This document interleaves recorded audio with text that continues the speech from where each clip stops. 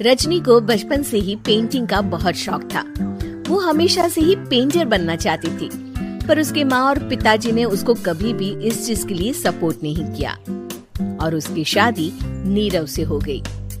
नीरव रजनी को बहुत प्यार करता था, पर रजनी हमेशा चुपचाप ही रहती। वो इस शादी से खुश नहीं थी।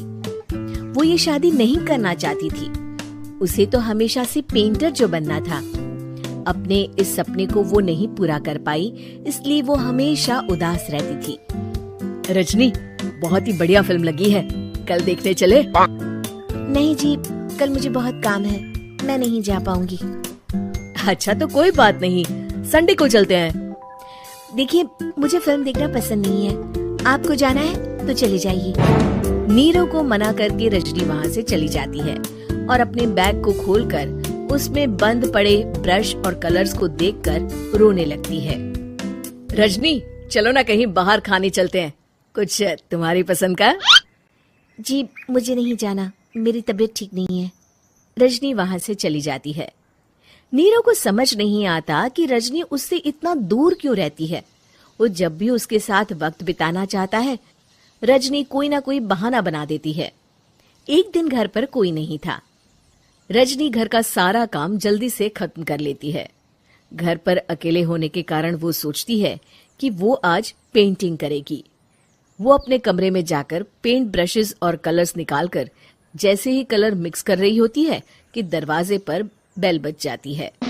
अब कौन आ गया इस वक्त? इतनी मुश्किल से तो मुझे पेंट करने का मौका मिला है। रजनी दरवाजा खोलती है तो उसकी सास अपनी सहेलियों के साथ खड़ी होती है और सब घर के अंदर आ जाते हैं। अरे बहू, सबको शरबत बनाकर पिला दे, बाहर तो बड़ी गर्मी है। उफ। जी। रजनी पेंट ना कर पाने से उदास हो जाती है। उसे गुस्सा भी आ रहा होता है कि उसने इस शादी के लिए हाँ क्यों कह दी। वो रसोई में जा रही होती है कि उसकी सास उसे रोकती है। बहू, सबके खाने का भी इंतजाम कर लेना, आज का लंच तो ये सब यहीं करेगी। हाँ। रजनी बिना कुछ कहे रसोई में चली जाती है। सबके लिए खाना बनाती है। सब खाना खाते हैं और रजनी घड़ी देखती है कि ये सब कब जाएंगे ताकि वो अपनी पेंटिंग कर सके। जब शाम होती है तब सब चले जाते हैं अपने घर। अरे बहू, सब तेरे खाने की तो बहुत तारीफ कर रहे थे, सबको बहुत अच्छा लगा खाना। आपको मुझे सुबह बताना चाहिए था ना कि आपकी सहेलियां आ रही हैं।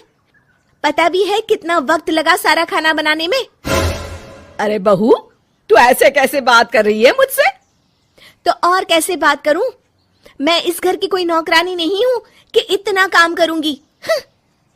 रजनी अपने कमरे में जाकर दरवाजा बंद कर लेती है। शाम को जब नीरव आता है तो उसकी माँ उसे पूरी घटना के बारे में बताती है। क्या रजनी ने आपसे इस तरह बात की माँ? हाँ, और पता नहीं उसे क्या हो गया है, शाम से बाहर भी नहीं आई है।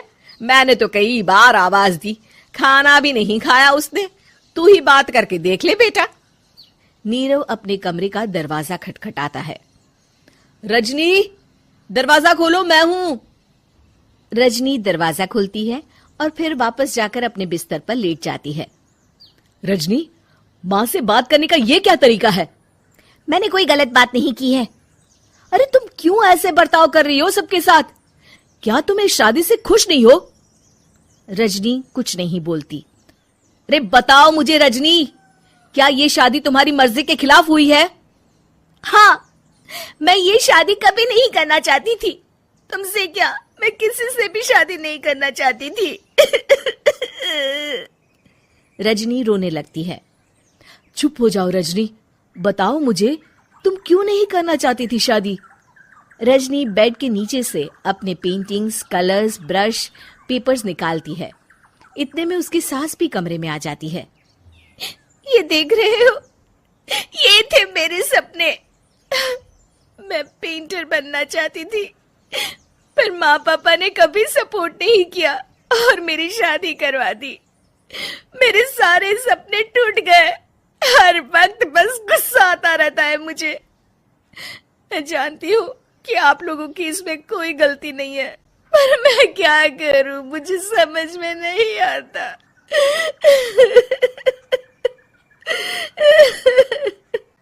रजनी फूट फूट कर रोने लगती है।